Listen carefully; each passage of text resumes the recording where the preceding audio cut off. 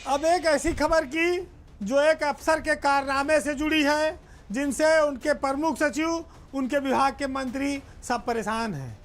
हालांकि सरकार भी कम परेशान नहीं है उनसे, लेकिन पता नहीं उनका कौन सा जुगाड़ है कि वो हर बार बहुत महत्वपूर्ण पद पर चले जाते हैं। वो अफसर हैं भवानी सिंह खंगारौत। उत्तर प्रदेश में भवानी सिंह खंगारौत आज एक ऐसे अफसर बन गए हैं जिनकी वजह से प्रदेश के सबसे बड़े स्वास्थ्य महकमे में लोगों को तबादला नसीब नहीं हो पाया है। तबादला सत्र शून्य चला गया है।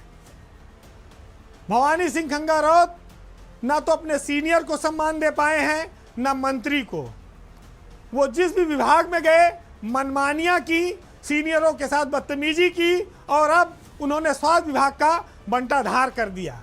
तबादलों में तमाम ऐसे मामले आते हैं, कई सारे विकलांग लोग होते हैं, कई सारे पति पत्नियों का मामला होता है, कोई नौकरी में कैसे एडजस्टमेंट कर रहा है, कई सारी कठिनाइयों से कर्मचारी गुजरते हैं।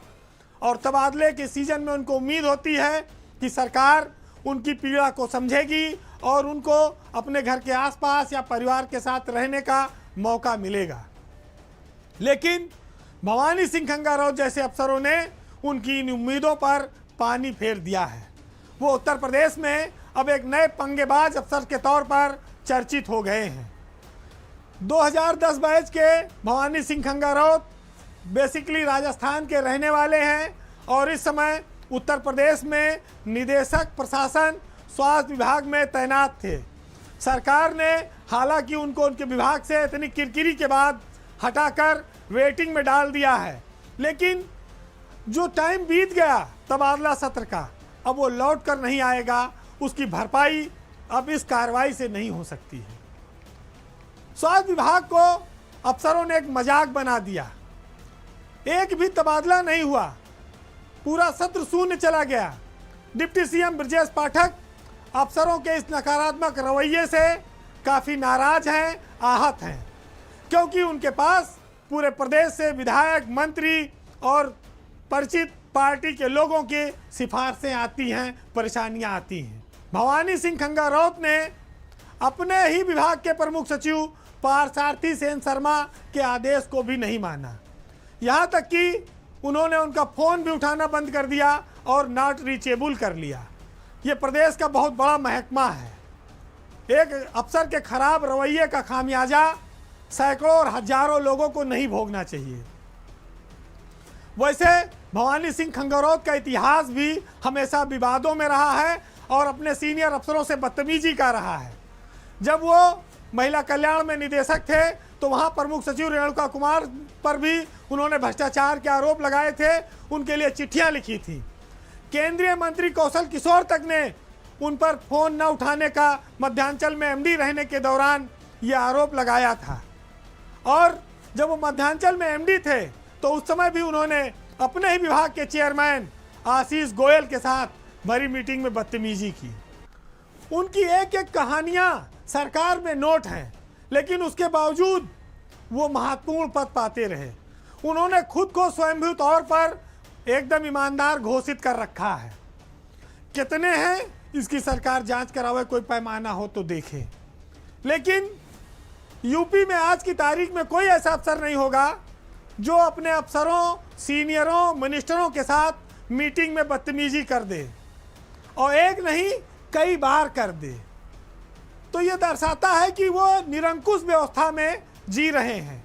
उनको ऐसा कोई शेल्टर मिला हुआ है जहां उनको भय नहीं है कि हम पर कार्रवाई हो जाएगी, क्योंकि आईएएस अफसरों पर कार्रवाई होती है, निलंबन भी होता है। अभी तो इनको वेटिंग में डाला गया है। आखिर सरकार में ऐसे लोग किस कीमत पर आगे बढ़ाए जाते हैं? मंत्री, बड़े बड़े प्रमुख सचिवों के अपमान, उनकी नाराजगी के बावजूद ऐसे लोग अगर महत्वपूर्ण पदों पर टिके रहते हैं तो ये माना जाता है कि सरकार में कोई ऐसा तंत्र है जो तमाम सारे लोगों की नाराजगी के बावजूद अपने आदमी को बचाने के लिए हरदम खड़ी रहती है। ये जो तरीका है ये मनमानी को बढ़ावा देता है, निरंकुशता को बढ़ावा देता है, और इसकी वजह से लोगों की जो पीड़ा है, समस्या है, उसका निदान नहीं हो पाता। तो सरकारें क्या अफसरों के अहम को संतुष्ट करने के लिए काम कर रही हैं या लोकतांत्रिक सिस्टम में जन कल्याण के लिए? क्योंकि दुहाई वो हर बार उसी की देते हैं। फिलहाल अब ये निर्णय सरकार को करना है कि अब की बार खंगारौत का क्या करना है।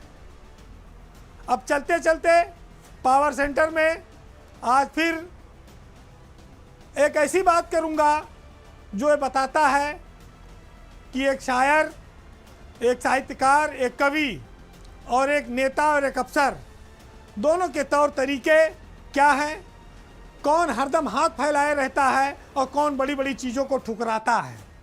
मुनव्वर राना साहब की ये लाइनें बेहद अहम हैं, सुनिएगा कि ये अलग बात है कि खामोश खड़े रहते हैं, फिर भी जो लोग बड़े हैं बड़े रहते हैं, और ऐसे दरवेशों से मिलता है सजरा हमारा जिनके कदमों में कई ताज पड़े रहते हैं। और खुदा का शुक्र अदा कर कि खुश नसीब है तू, तुझे उठाना पड़ा है गमे हयात का बोझ। हमारे हाथ में हल्का सा एक कलम है मगर हमारे कांधे पर है सारी कायनात का बोझ। नमस्कार।